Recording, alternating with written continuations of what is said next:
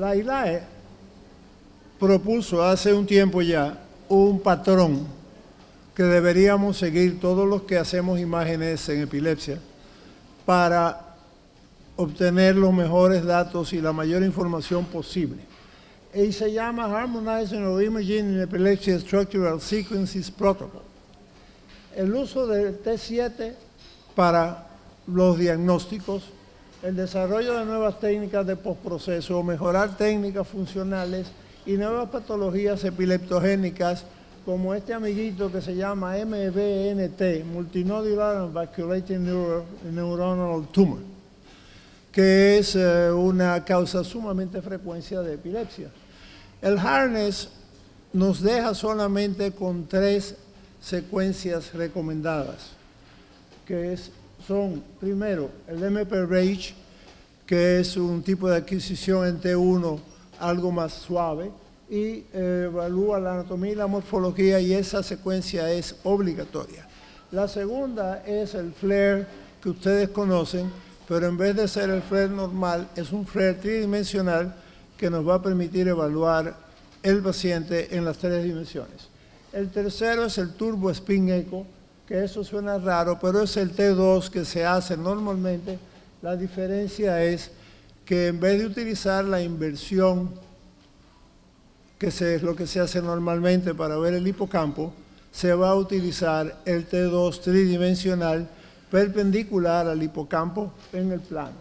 Y estos 2 inferiores, el T1, si se ve algo que llama la atención, que requiere inyección para mejorar la calidad, y segundo, susceptibilidad magnética, que ayuda mucho porque también tiene un factor que nos enseña lesiones ocultas, al igual que el T2 estrella, como un depósito de hemosiderina, por ejemplo.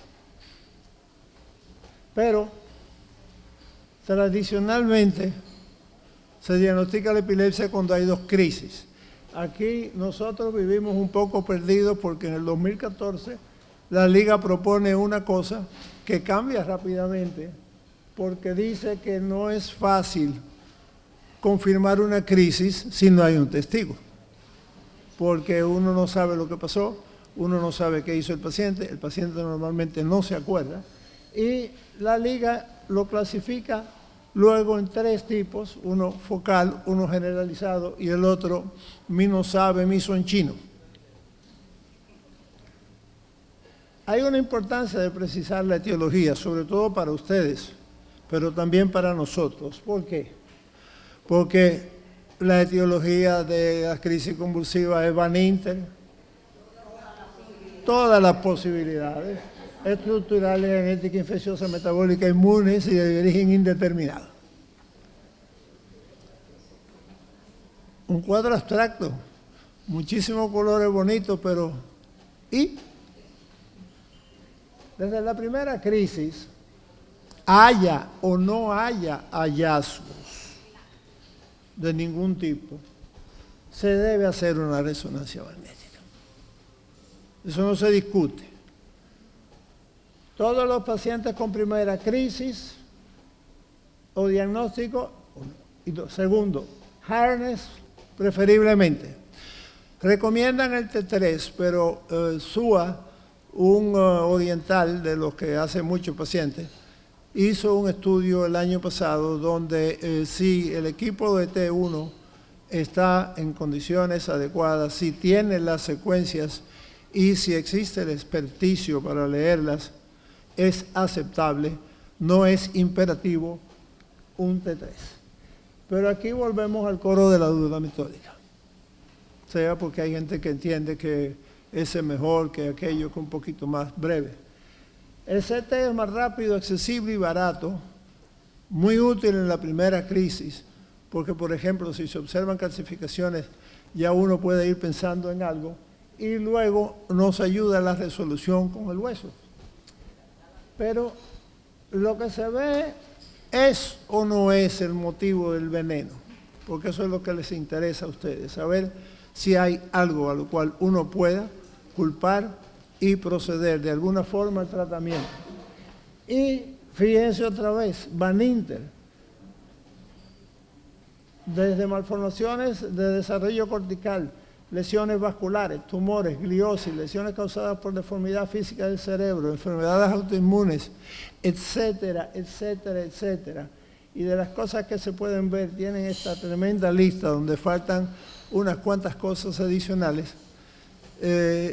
Imagínense un poquito el trabajo que tenemos nosotros. ¿Sí?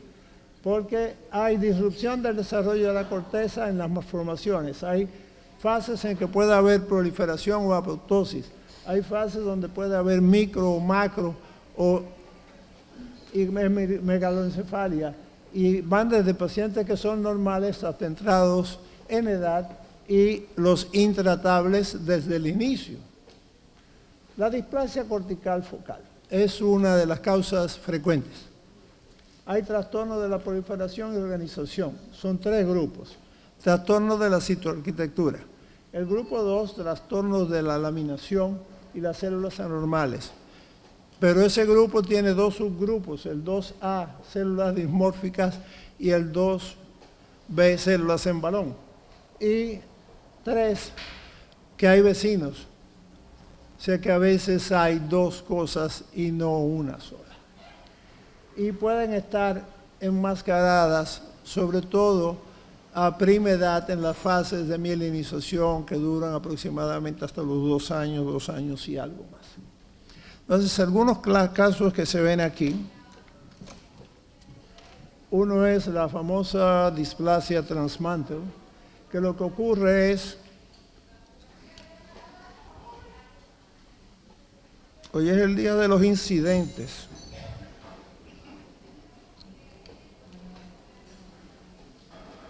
Hay una comunicación entre el ventrículo y la superficie con algo en el medio y rodeada de sustancia gris.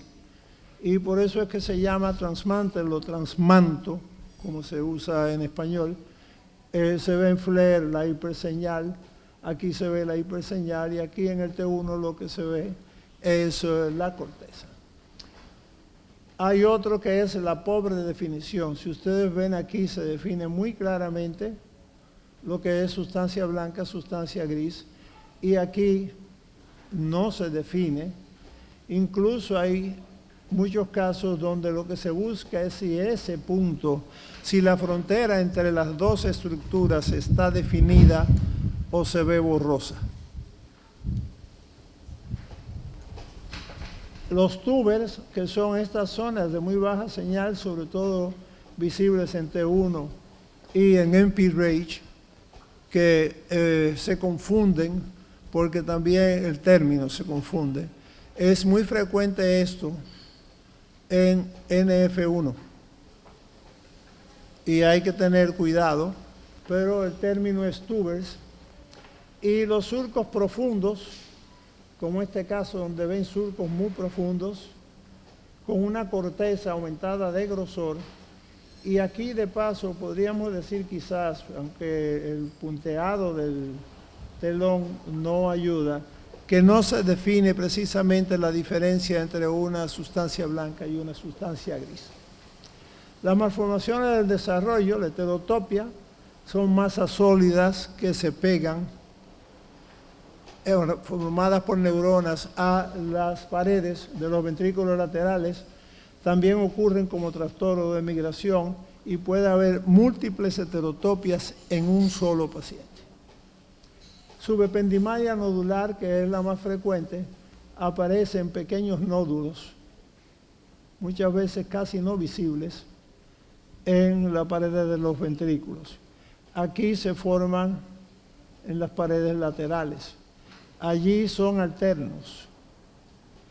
Y aquí están un poco regados por aquí, por allí y con formas diferentes.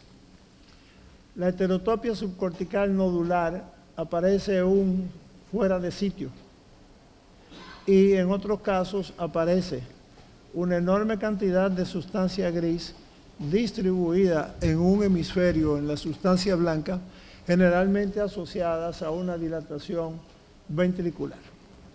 Hay otros donde se juntan, donde hay de un tipo, donde hay de otro tipo, donde hay lesiones arriba y donde se ven nódulos pegados en sustancia blanca. Aparte de eso, las malformaciones vasculares. Un cuco muy frecuente, le gusta mucho al doctor, por eso está mirando con tanta atención. Las malformaciones arteriovenosas de flujo rápido, venosas simples, pueden ser muy epileptogénicas. Y es aquí entonces imperativo usar el T2 estrella, el GRE y la susceptibilidad magnética para ayudarnos en el diagnóstico.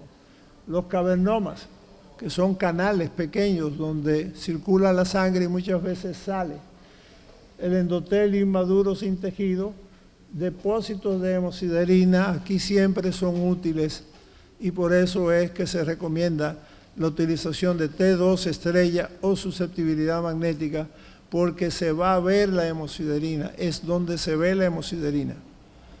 Aunque hay otro detalle que es en el T1, con cierta frecuencia son hiperintensas, pero en las lesiones epileptogénicas son muy ligeras y lo que se ven es como halos, luce, es un poco como en la esclerosis múltiple, el anillo incompleto, pero se ven. Pueden ser muy epileptogénicas y aquí están las secuencias más útiles. Y este es un caso de un enorme cavernoma temporal en 3 secuencias diferentes.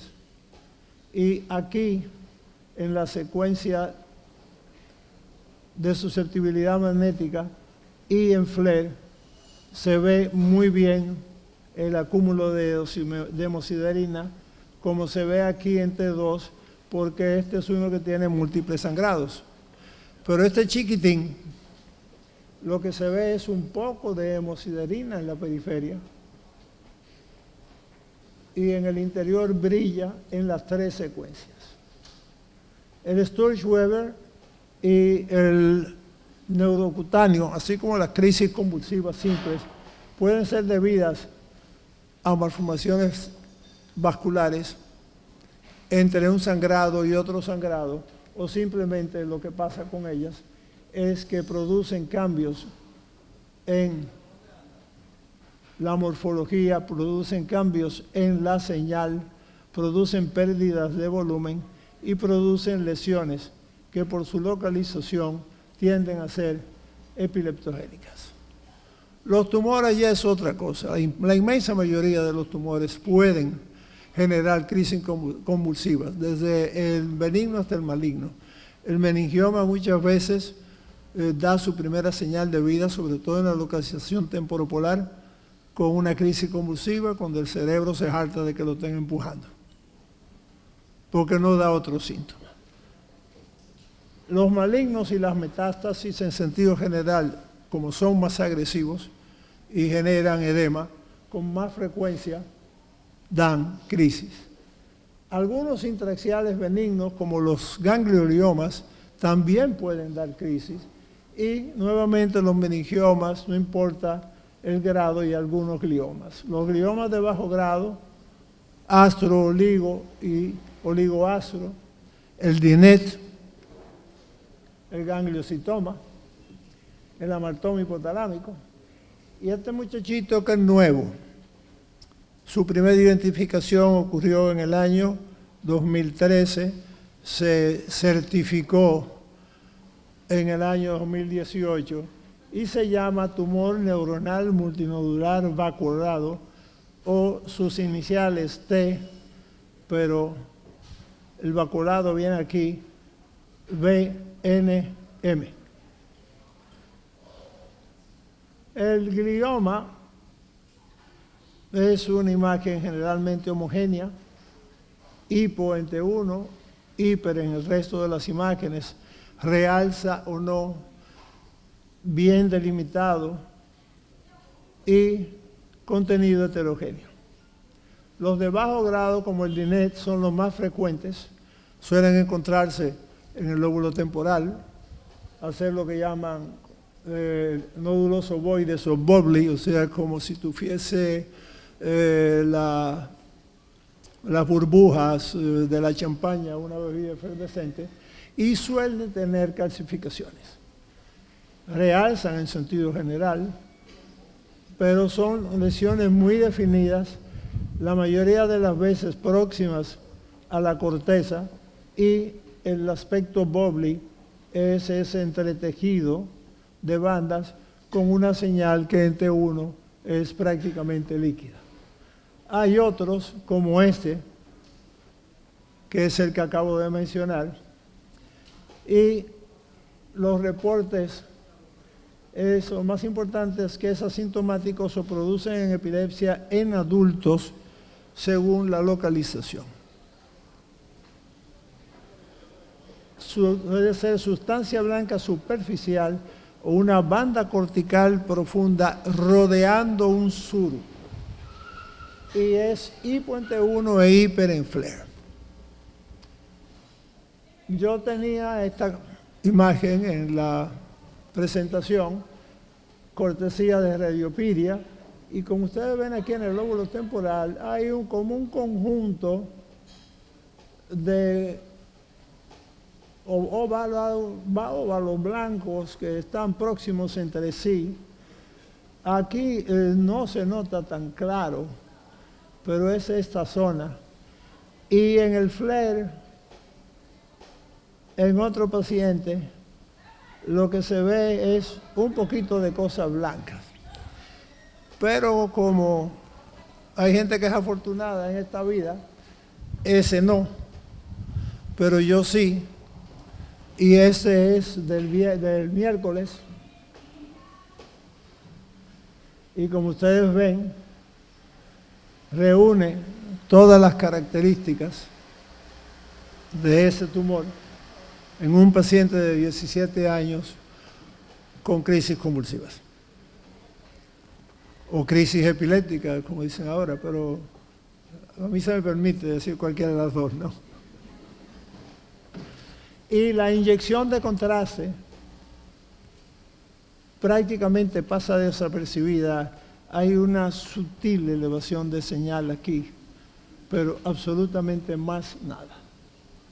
Otras lesiones son las gliosis causadas por deformidad física, generalmente secundaria a trauma. La injuria del cerebro después de las crisis focales se sabe que aumenta la lesión cerebral y agrava. La esclerosis mesial, que siempre es un tema de discusión, y los cambios en el lóbulo temporal. Yo he querido traer este caso de esclerosis mesial porque con mucha frecuencia hay confusiones. En sentido general, si ustedes tienen cuidado de revisar todas las resonancias, el área del hipocampo, la amígdala y el hipocampo propiamente dicha, en sentido general al resto del lóbulo temporal, son hiperintensas. Si se fijan aquí, eso es hiperintenso. ¿Okay? Entonces, dicen hiperintensidad de los hipocampos equivalente a esclerosis mesial. Depende la intensidad. Aquí no hay gran diferencia, pero eso es la esclerosis mesial del hipocampo derecho. Eso es la esclerosis, pero todo eso que sigue atrás es parte del hipocampo. Entonces, ver elevación de señal, generalmente bilateral, prácticamente simétrica, tenue, no es un signo patológico en resonancia magnética. Y hay que tener mucho cuidado porque es fácil decir a alguien que tiene crisis convulsiva y que no tiene una especificidad de localización, que eso puede ser esclerosis mesial. Los encefaloceles, que es una hernia de tejido cerebral a través de un agujero a otro plano, pueden generar crisis convulsivas. Las enfermedades autoinmunes, muchas producen epilepsia y algunas en fase activa, otras como secuela. Y las infecciosas, sobre todo Rasmussen, que gracias a Dios es sumamente rara, por la evolución y la destrucción que produce en los hemisferios Y otra cosa que es peor es que no sabemos por qué rayos ocurre. Este es otro caso de radiopedia. No tengo ninguno yo que se haya diagnosticado como tal. La neurocisticercosis, aquí eso es pan nuestro de cada día, pero ya no. O sea, vamos a aprovecharlos a ustedes y preguntar yo. ¿Cuántos neurocisticercos han visto en lo que va de año?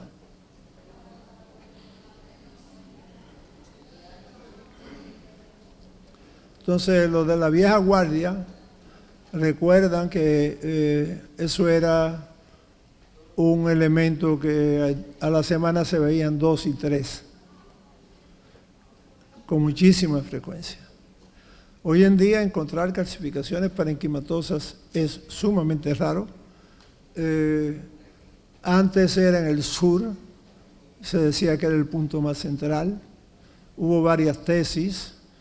Yo la última vez que hablé de eso fue en Francia en 1983 con 93 casos y empezaron a disminuir y hace mucho que no veo ninguno, pero epilepsia focal debe ser lesional. Hay una imagen estructural, sí o no. Volumetría, estructuras, lóbulo, relaxometría, T2 del hipocampo, análisis de textura. Si hay o no una imagen funcional, usar PET, emisión de fotones por CT o nuevamente examen de resonancia magnética de superficie. La identificación de los focos, el axioma. Toda epilepsia focal debe ser lesional. Debe haber una lesión, la encontremos o no. 2. Si hay una imagen estructural, es volumetría, sobre todo los espacios mesiotemporales, relaxometría, si es posible en el hipocampo, y el análisis de la textura. Si es una imagen funcional, PET-CT, Single Proton Emission Tomography y Magnetic Source Imaging, y para planificaciones quirúrgicas, funcional y DTI. Para que el tren no nos deje, que es lo más importante, es imperativo, con letras rojas, que ustedes nos den una manita y que cuando indiquen el examen diga el foco de origen que yo sospecho se encuentra, que usted sospecha dónde se encuentra para yo buscarlo bien. De esa manera esperamos que el tren no nos deje y yo les deseo que mañana ustedes estén, luego de las gracias por su atención, en un sitio como este. Muchas gracias.